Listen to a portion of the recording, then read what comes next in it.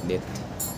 Maliit lang naman yung minasiliaan natin mula harap hanggang likod.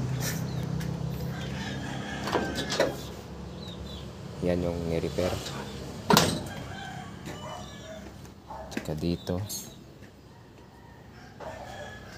Plus may mga natukla pa. Dahil yung dating gumawa nito, hindi nilihaan yung masilya. Pinturahan ng rekta. Pati yung sa mga steel. So ngayon ko lang to na finish ng apply ng masilya. Meron pa dito sa mga ano yun, stars. Yan.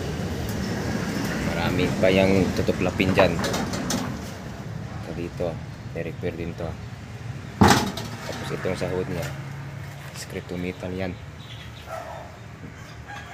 Yan o, lumang pintura. Yan, basta-basta lang.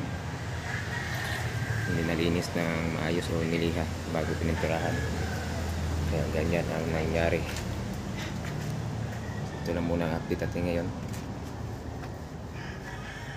Kasunod na nito pag matapos ko itong mamasilya lahat, lihain na natin ito ng 120. Pati yung lahat yan.